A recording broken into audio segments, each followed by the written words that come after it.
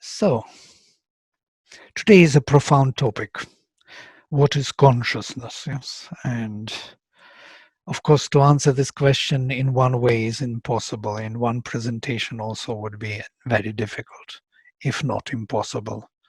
So most probably there will be several presentations on this topic from different points of view or different approaches. So if you look into the first slide, we could see the definition of consciousness given by Sri Aurobindo.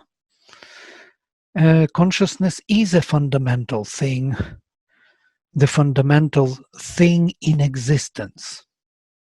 It is the energy, the motion, the movement of consciousness that creates the universe and all that is in it. Not only the macrocosm, but the microcosm is nothing but consciousness arranging itself.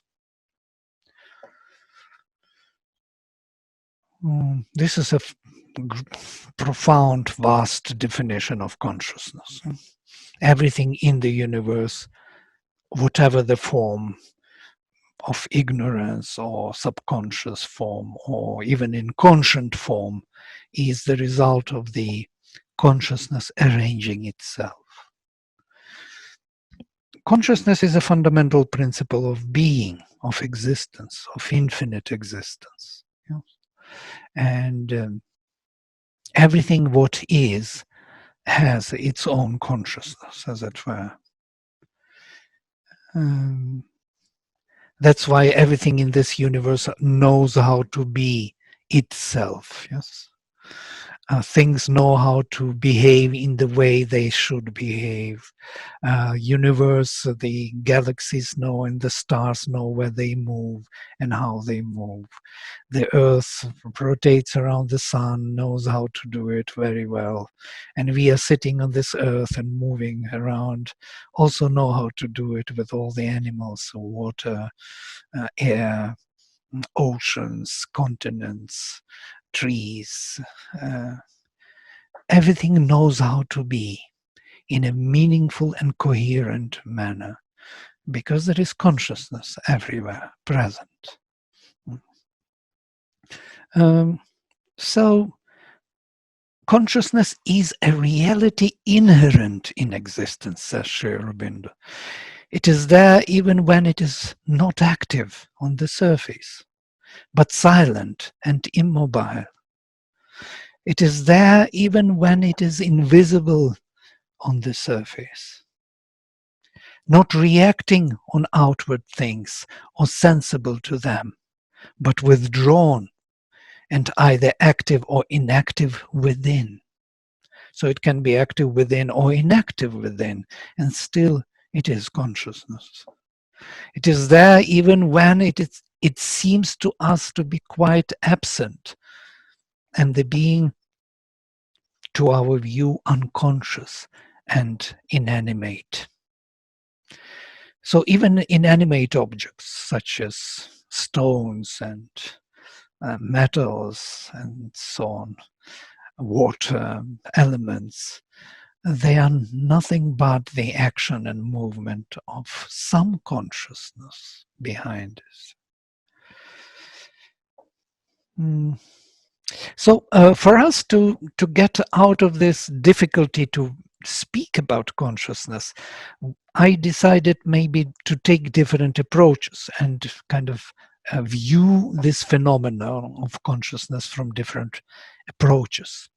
So first and the most important approach to consciousness is psychological, experiential, depicting experiences on different levels of consciousness, depicting them in terms of experience, yes, and perception rather than concepts and visions and ideas.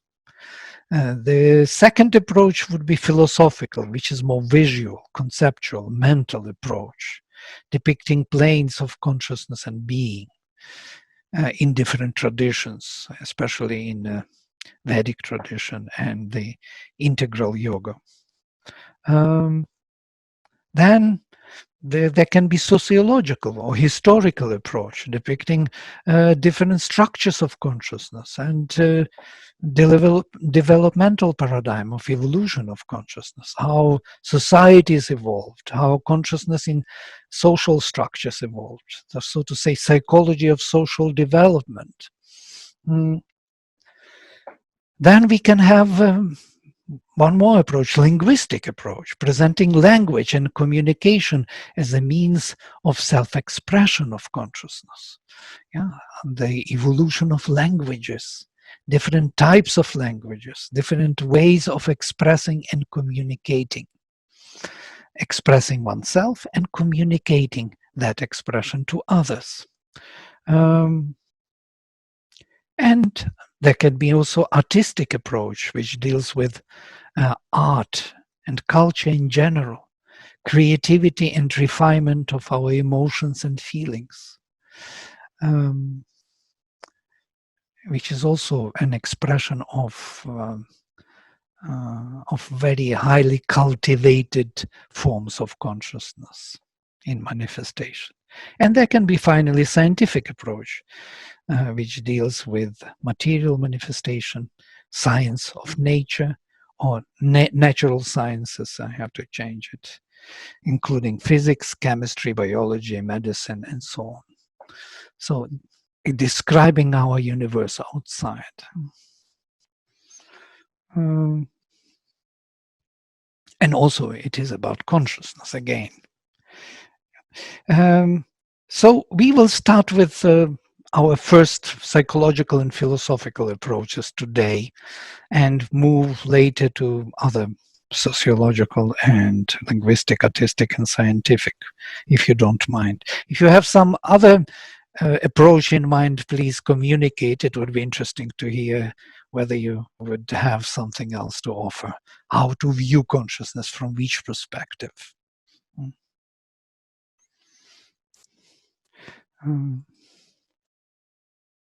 So we will start with philosophical approach, a general overview of the planes of consciousness and being. I will start straightforward because of lack of time. I will not go much more into the psychological approach. I will just show you the vision of the Vedic vision of levels of consciousness and being, and at the same time Sri Aurobindo's integral yoga, which is also following the same vision. So Brahman, or spirit. Brahman is from root brih, to grow. It's some consciousness which is present on all the levels, from the highest to the lowest. So on the highest level it is Sat, or divine existence, infinite, immortal being, which constantly is, which cannot be diminished or cannot be changed, or cannot stop being the being. So it's the divine existence, which is intrinsic with the divine consciousness. Consciousness itself, when we say consciousness, we mean also consciousness power or consciousness force, chit tapas, both of them. So within the being there is knowledge or awareness of its own existence. So, and this awareness of its own existence is expressed as bliss, as constant and infinite delight of existence. So existence which knows itself totally is absolute bliss. Now, this is the transcendental level, and then we have the Vijnana, the supermind,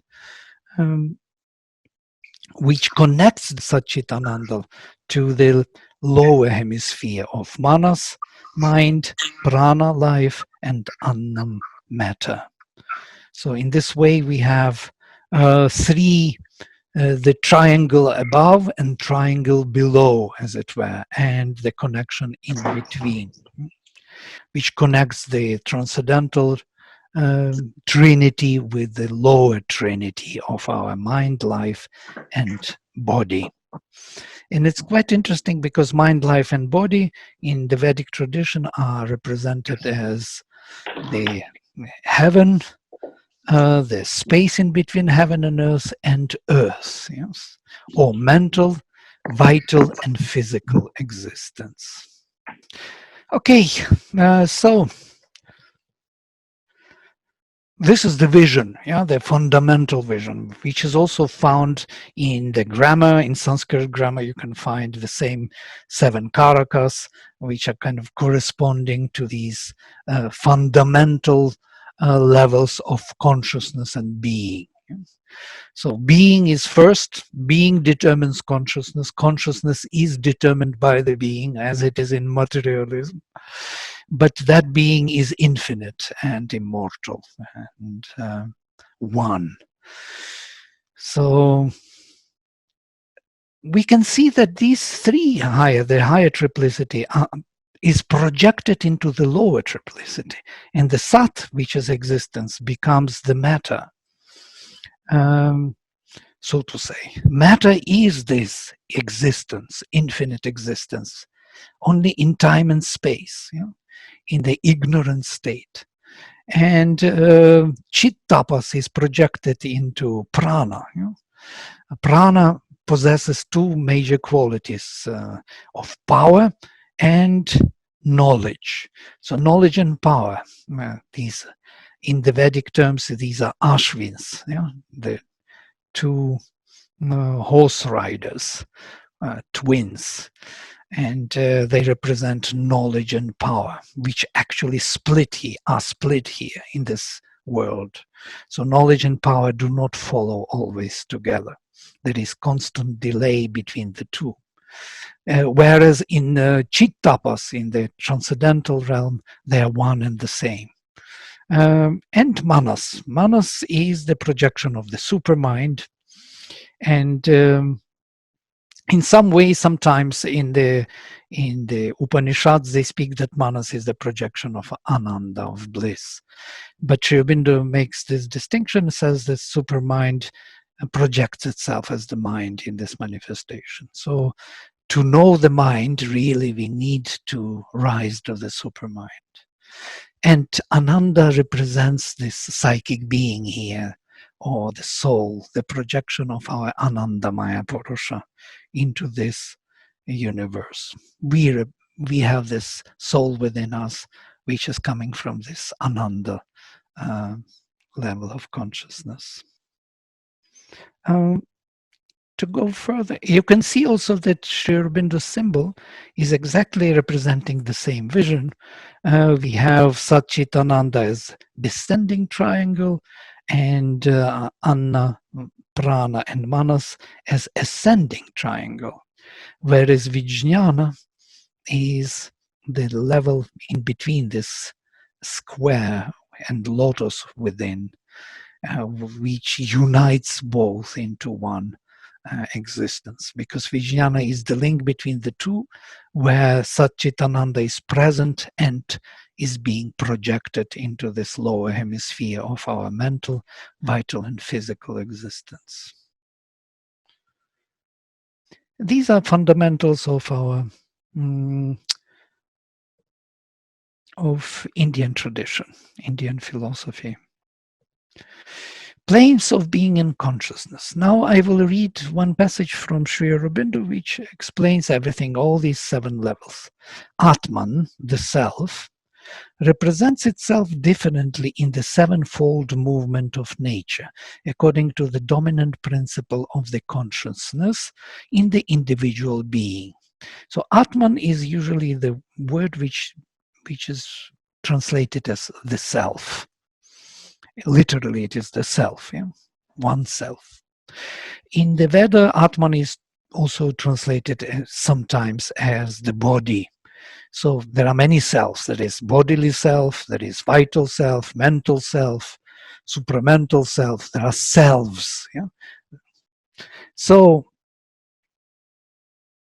in the physical consciousness, Atman becomes the material being, which is called the Annamaya Purusha. Purusha, the being, the self, made of Anna, made of matter. This is the material self. My body is the material self. In the vital or nervous consciousness, Atman becomes the vital or dynamic being, Pranamaya Purusha. Purusha made of prana, of the vital energy. This is my emotions, feelings, sensations, all of them, they constitute one body within me, and I know them as my pranic self, Pranamaya Purusha. In the mental consciousness, Atman becomes the mental being, Manomaya Purusha, Purusha made of manas. In the supra-intellectual consciousness dominated by truth or causal idea, called in the Veda Satyam Ritam Brihat, the true, the right, the vast, Atman becomes the ideal being or great soul, Vijnanamaya Purusha, or Mahat Atman. In the consciousness proper to the universal beatitude, Atman becomes the all-blissful being, or all-enjoying and all-productive soul, Anandamaya Purusha.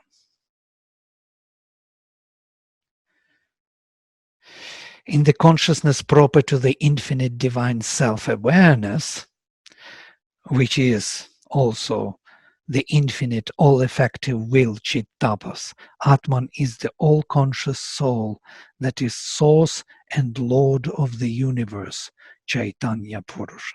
Notice that Sri Aurobindo says all the time that Atman becomes. Atman becomes the physical, becomes the pranic, becomes the mental being, becomes the supramental being. Atman becomes even universal beatitude, all enjoying and all blissful being, the all productive soul. Atman becomes. But here there is a shift.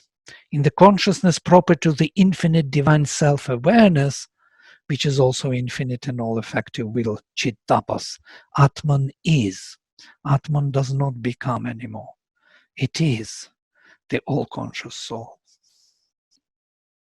So it is that consciousness force which is intrinsic with the being, with the self.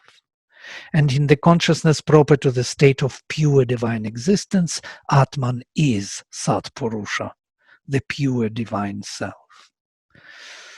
So it's quite interesting that even on the Ananda level, Atman becomes the all-enjoying and all-productive soul.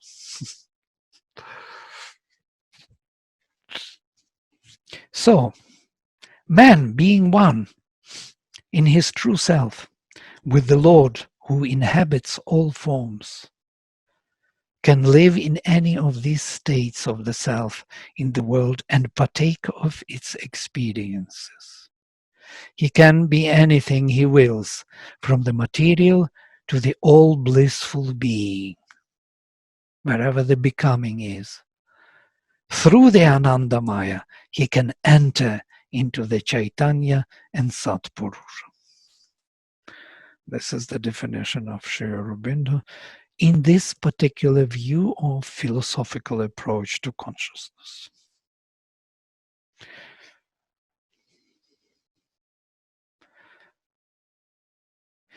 Here it is, Atman Self, Satpurusha, Chaitanya Purusha, Anandamaya Purusha, all blissful soul, Vijnanamaya Purusha, great soul, Manomaya Purusha, mental being, Pranamaya Purusha, vital being, and Annamaya Purusha, physical being. Can I make a question? Yes. Yeah. Can I say Atman is when a manifestation of consciousness is getting individual? Right. I would say self-aware.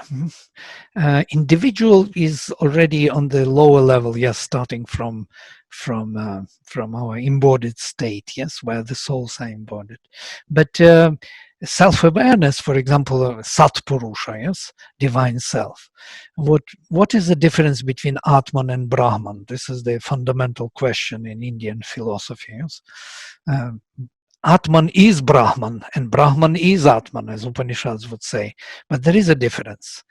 Brahman is existence, whereas Atman is existent. Yeah. Brahman is consciousness, whereas Atman is conscient. The Brahman is bliss, whereas Atman is blissful. So there is an aspect of self-awareness within that realm of consciousness and being, and that self-awareness makes Brahman Atman, as it were. It's like a mirror watching to a mirror. Well, if that is a mirror only, yes, but it is not only the mirror, it's the divine being. There is the self there. But when itself becomes aware of itself, it becomes the self. When it is not aware of itself, it is the spirit. Well, with our language, what can we say? Our language is limited to our use here in this lower hemisphere. So, and we are trying to explain things which are far beyond our reach with this language. Yes? So it's just a type of kind of philosophical inquiry, so definitions which help our surface mind to understand things which are far beyond it. All right, great. Here is the explanation of the symbol of Sri Aurobindo given by the mother. The descending triangle represents Satchitananda. The ascending triangle represents the aspiring answer from matter under the form of light, life, light, and love. So from one side, this is the infinite divine existence. From another side, there is the finite material existence, yes, in the form of life, light, and love. These are three aspiring triangle, answering to the descending triangle. So in Sri Aurobindo's yoga, in the integral yoga, the vision is of this kind, that there is always an aspiration from the heart, call from below, and there is answer from above. And nothing else. We are constantly calling and constantly receiving the support from above, from the source of our existence. And that is the process of evolution. That's how we evolve and grow in consciousness. We receive more and more support from above and calling more and more from below. In the junction of both, the central square is the perfect manifestation, having at its center the avatar of the Supreme, the lotus. And the waters inside the square represent the multiplicity, the creation. And if you count how many streams are here, 1, 2, 3, 4, 5, 6, 7, 7 streams. And these are the 7 rivers or 7 currents in the Veda. Yes? They are known as Devi Dvara, or these nadis, the rivers, the streams, of which Sri Aurobindo spoke in his Secret of the Veda. Actually, he started to discover the Veda because of these 3 rivers, 3 of them. That is Ila, Saraswati, and Mahi, or Bharati. So he saw the vision of Ila, Saraswati, and Mahi, and he was wondering why these 3 rivers are coming to him. And then he found them in the Veda and their explanation there.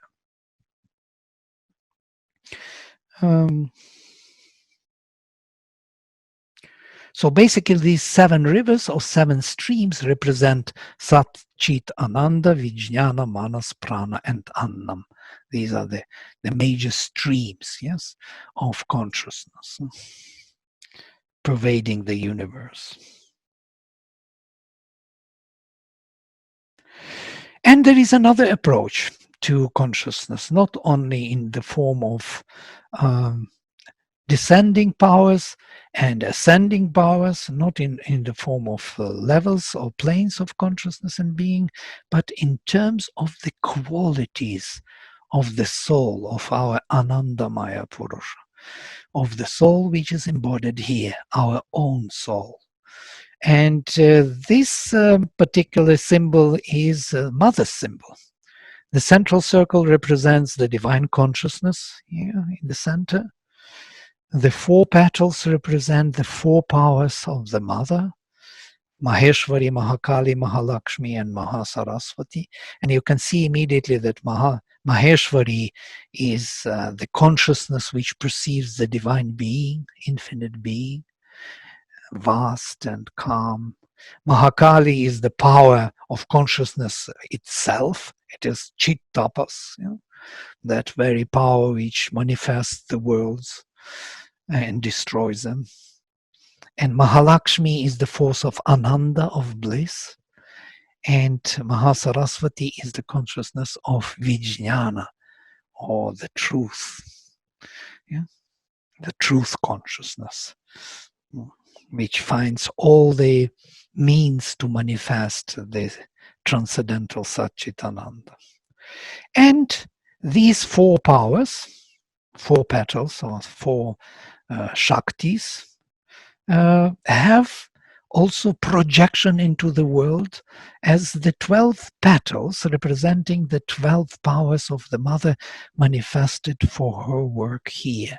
And these are the qualities of our soul, which we must acquire in our life gradually. We have to practice these to build the bridge to our inner being, to our inner soul within the heart. These are sincerity and humility, which belong to Maheshwari, with gratitude, perseverance and aspiration, which belongs, so to say, properly to Mahalakshmi, with receptivity as a transition, progress and courage, which belong straight to Mahakali, and with transition of goodness, and Mahasaraswati's major qualities of generosity and equality, with transition of peace to Maheshwari.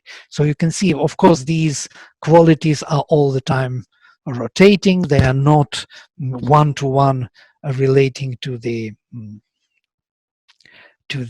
4 powers of the Mother and to the 4 Shaktis, but still they have something in common with these major Shaktis of the Mother.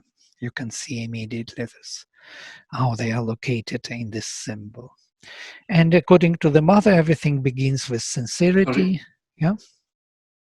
Sorry, Vladimir, can I interrupt you? Yes.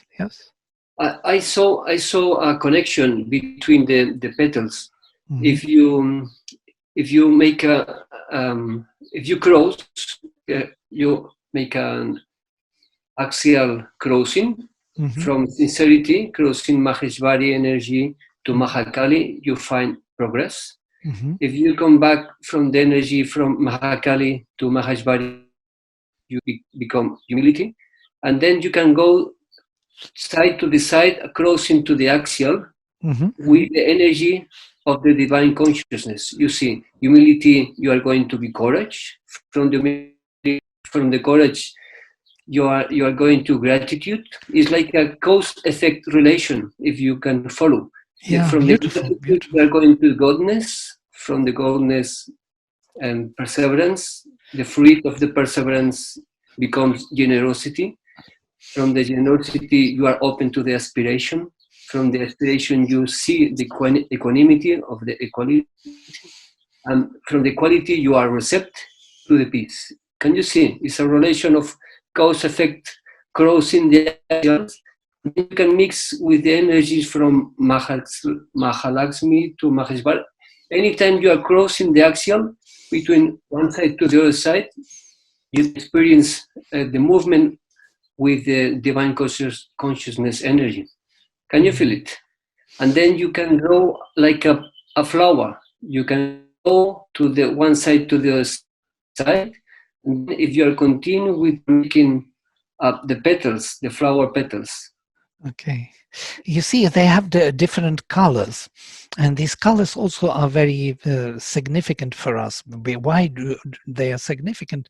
Because they give us also the order of quality changing, like from blue to the, to this green blue, and from green blue to green, from green to light green to yellow, to the golden, to the red gold, to the gold. So this kind of transition also is very important. That is the order, so to say, starting with sincerity. Sincerity is the first and the most important quality, where we are sincere to what we do or what we perceive, what we seek.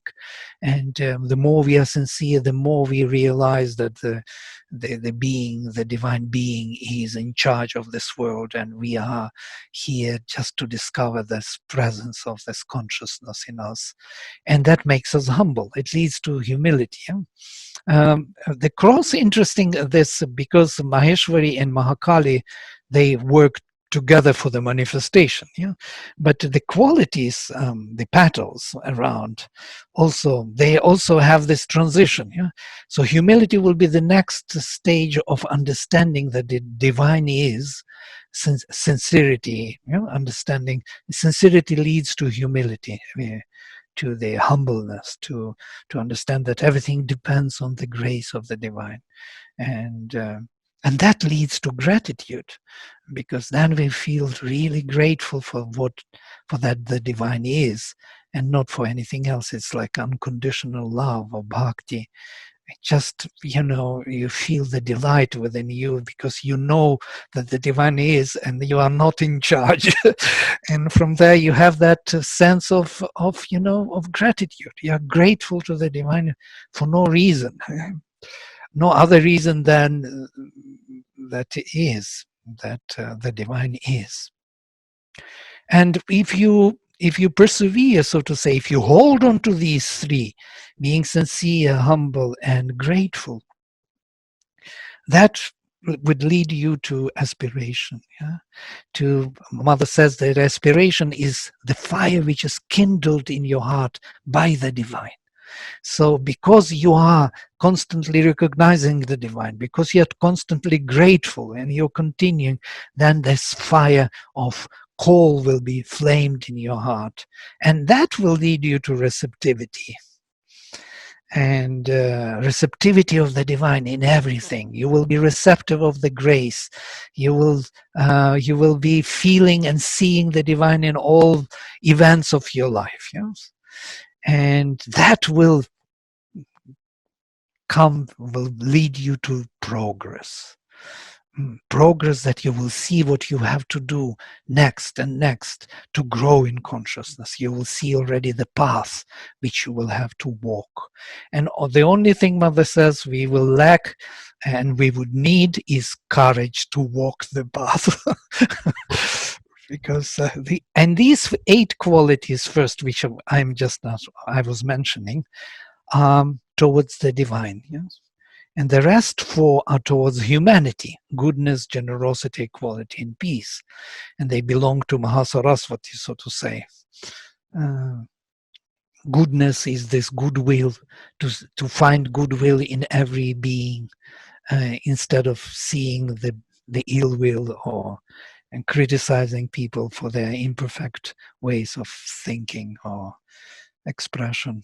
Generosity, one has to be generous with what one receives from the divine, because everything comes from the divine and has to be put into the action. And equality, we have to perceive everybody equally, without really as we do, that this is the rich or that is the poor, or this is the clever and that is the, so this is the friend and that is the enemy, without distinguishing between the beings, because all of them are here for the divine manifestation. And this is the prerequisite, the most important condition of Mahasaraswati's perfection. And then we need peace. So you see the whole transition from color to color, from meaning to meaning, also leads us on the way. It gives us a kind of a perspective.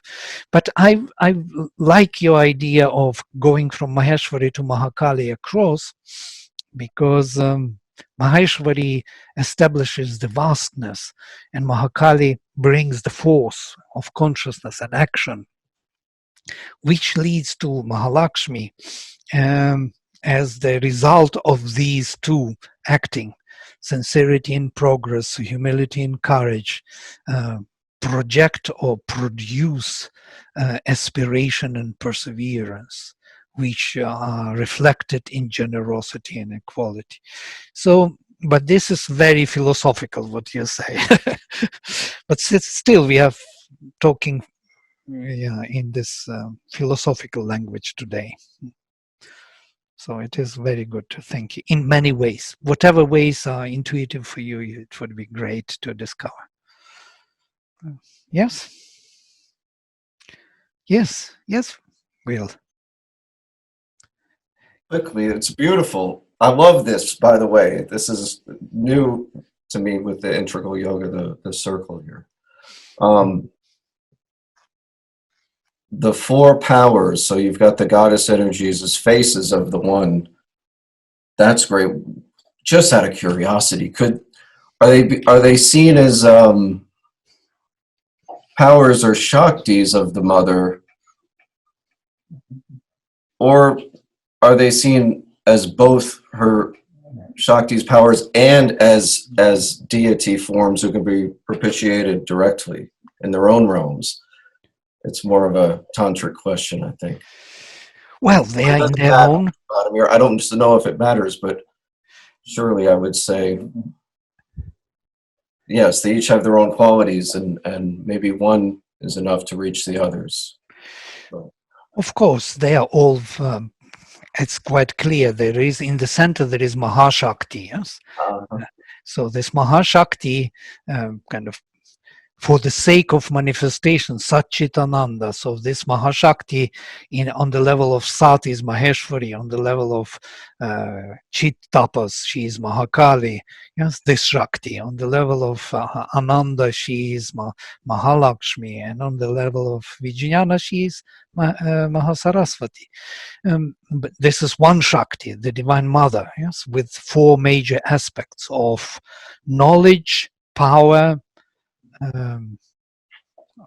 bliss, knowledge, power, bliss, and skill, or the perfection. So here we have these major qualities of the divine Shakti. Of course, Satchitananda is one and cannot be split into three. We are just talking philosophically here, because consciousness, being, consciousness, and bliss is a one being. Only we speak like this because we want to know. So we speak in time and space, and in the language which is born from this separation of separated consciousness in time and space. So we have to define the subject and object and make comparisons and so on and so forth.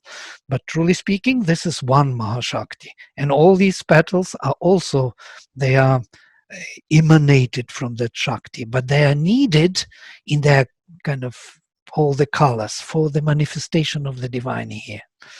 And what is interesting that Matri Mandir represents this center, and as you know, Matri Mandir has four entries, and these are exactly Maheshwari, Mahakali, Mahalakshmi, and Mahasaraswati entries into the center, into the central chamber, where you have a crystal in the center with a ray of light descending and nothing else, silence. And you have 12 petals around. in each petal has the same color and the same name. Sincerity is a blue. When you enter into the petal for meditation, you will sit in the blue light, yeah, and you meditate on sincerity and call to this quality to receive it in your life. So whenever you lack something, courage or goodness, you go to that petal and you sit there and meditate and call for this quality of the soul to manifest in you. Yeah. So there are two major approaches to consciousness. One is from the point of view of the levels of consciousness or the faculties of consciousness, as it were, spiritual approach, and the other is soul approach or psychic being approach, which is the embodiment of the mother's power. Mother is in the heart, and Sri Aurobindo, with his consciousness above the head, which descends from above, is the spiritual consciousness. So psychic and spiritual, two elements in us. Thank you. Yes, so psychological approach. Maybe we begin today with psychological, or we may stop and come to it next time. Maybe I will start just few slides, and then I will stop just to start the whole psychological view. The true being may be realized in one or both of two aspects: the self or Atman, and the soul or Antaratman, psychic being, Chaitya Purusha.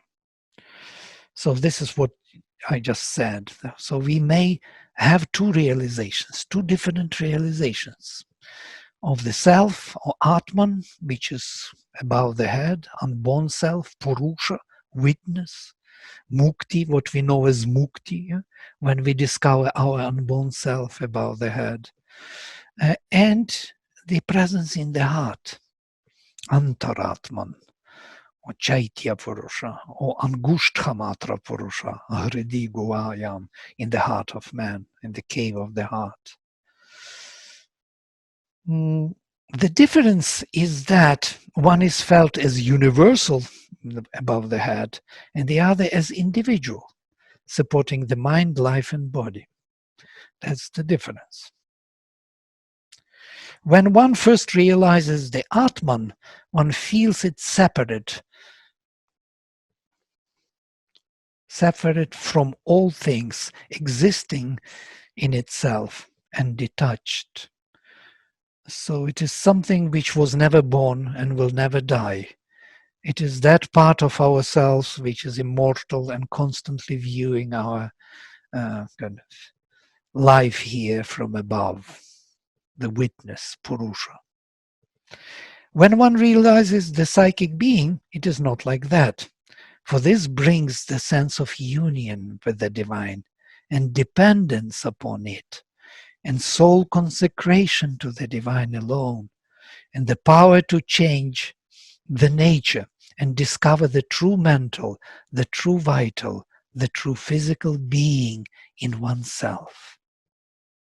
Both realizations are necessary for this yoga. Now look at this fundamental difference. One is mukti. You come to the place where nothing disturbs you anymore because you are becoming unborn and immortal being, and not detached from the existence, viewing the existence in this peace and tranquility of your immortal state of being. And the other is in the heart, presence in the heart, which is very different, which depends on the divine, which is seeking the divine in every expression, in the physical, vital, and mental being here in this world, and consecrated to divine, loves the divine. There was a beautiful story discussed in the evening talks with Sri Aurobindo and his disciples, where they brought him this story from Ramakrishna and wanted to know his opinion And what is the difference between the spiritual perception and the psychic perception in the heart? The spiritual perception accepts everything as the divine. It doesn't see anywhere something else. Everything is just on the way and in the particular form of the divine expression. Whereas psychic being views and seeks only the divine expression here and cannot accept anything which is not totally manifested as the divine. So these two views which are contradictory to our mind, we have to bring them together in integral yoga. Both realizations are necessary for this yoga. Or excuse me, dear Vladimir, can you repeat the second perspective, the psychic being perspective? Because the psychic being accepts nothing but the divine. Whereas the spiritual perception of the jivatma, over the head, unborn self, accepts everything as the divine.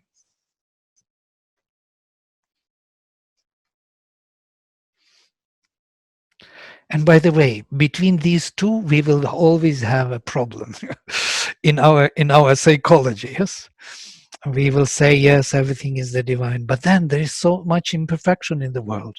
So what shall we do with that? Yeah? Everything is the divine, we say from that perspective, but from the heart, we can't accept it, and we are seeking only for the divine expression in all forms. So one over the head is the Sri Aurobindo's light. Yeah? He accepted with his calmness and his vastness all things in this world as the divine manifestation. And this very, very powerful aspiration from the heart, seeking only the divine manifestation, is the mother's presence. And that is the psychic being. These two symbols of Sri Aurobindo, six-cornered star and mother's symbol of 12 petals, are two major foundations of our consciousness. By the way, in the Veda, they speak about these two also in a very cryptic and interesting manner. And if Sri Aurobindo would not give his comment on it, we would not know what it means. They speak about Dvipad and Chatushpad. Dvipade, Chatushpade, most probably many of you heard these mantras. Be merciful to Dvipad and Chatushpad. And usually it is translated in the way that Dvipad is man, Chatushpad is animal, because Dvipad is on 2 legs and Chatushpad on 4 legs. Then that was the translation. But Sri Aurobindo says it's not about this, it's about the states of consciousness. So Dvipad is the one who has 2 major connections, the heart and the center above the head. So unborn self and inborn self. Yeah, the spiritual being above the head and the psychic being within the heart. The Atman and Antaratman, Antaryamin within the heart. See, this is Dvipad. This is the major connection. And Chatushpad is the view on our being from the 4 levels of consciousness, of the physical, vital, mental, and supramental. It's the manifestation of all existence on all the levels of consciousness. So if you view these from these major perspectives of evolutionary levels of consciousness as Chatushpad, and the major connection of the inborn self and unborn self as Dvipad, then that would be the meaning of Dvipad and Chatushpad in the Veda, and our approach to consciousness from the point of view of faculties of consciousness on each level, and from the soul relation to the divine. Here I will stop for today, and I open kind of floor for questions or remarks, or and then we will continue next time and go deeper into the psychological view on consciousness. So, hello. Yes, Veronica. Yes, hello. I live in Montreal, in the Sri Aurobindo Center in Montreal. Very I'm nice. very moved and I'm very grateful that this is happening. It's really like very important to me to receive these teachings. My question is a little bit about surrender. Mm-hmm. I am like after all these years, I really don't understand surrender, to tell you the truth. And I know I don't need to understand it. It just needs to happen. But could you speak about surrender, please? Right. Well, surrender is the fundamental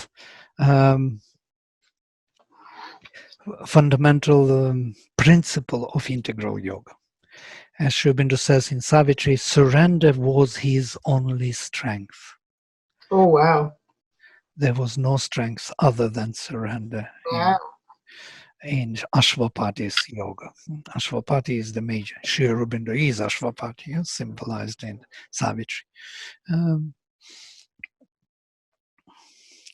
Basically, everything, we are the children of the Divine Mother.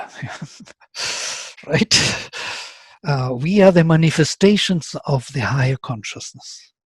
Our purpose and meaning is only in one thing, is to give more and more space for that higher consciousness here. That's why we are here. There's no other reason for us to be here. We are here to manifest the divine in its full capacity, in its fullness of consciousness, power, bliss, and truth. So, how could we do it? What would you do just to allow this to happen? Now, I'm leading you to this answer of surrender. Well, like understand that I am not the doer, that everything is just just a manifestation of the divine, I think. Mm-hmm. But to really, like there's so much that I have to let go of, to get to that point. Absolutely. Yeah. Absolutely. To let go is the first thing. Not to let go is the first thing. The first thing is to aspire, and then to reject, and then to surrender.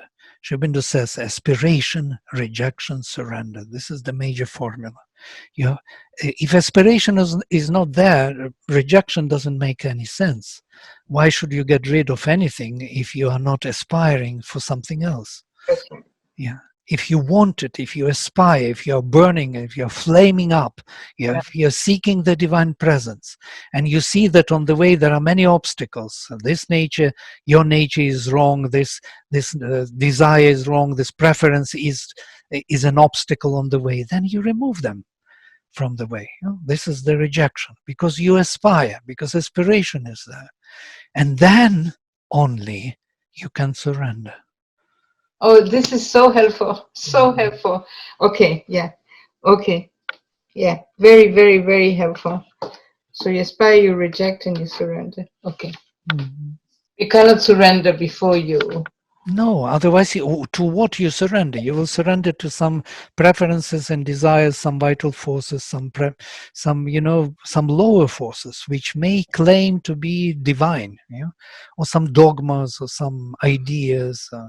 That's what we usually do. That's the major mistake we do with surrender. So surrender is not passive, actually. It's quite an active state. Yeah? It's not to become totally passive and allow everything to happen. We can't do it. Thank you so much, Vladimir. You're welcome. Yes, Bill. A silly question. It's very quick, Vladimir, but I just have to ask it. Experientially, I think, yes, I'm in this. It's that word bliss. It feels so good when we come into it. Bliss isn't going anywhere, is it? No. I mean, it's baked in as apparently as this truth. Like you started the talk today saying the one thing God can't do is not be God, so to say. And because he is already, yes. Right. I mean, and then the awareness of itself generates this experience of bliss. And I think that, so the bliss, it's never going to be, well, bliss is gone, you guys, or we're on to, it's, the bliss apparently is the eternal and unchanging. I mean, and thank God for it. Right. Right. Mother says that when you remove all desires, preferences, from your self, then you fall into this constant and uninterrupted bliss. So it's always there. only we always obstruct it with our own, preferences, desires, and ideas and needs. So we kind of accumulated a lot of vital stuff within, which we try to figure out and to deal with. And that's why we are preoccupied with a different energy. But the moment we pacify, we remove it, we remove the need, the claim, the desire, and have only the flame of aspiration, then we are arriving at bliss.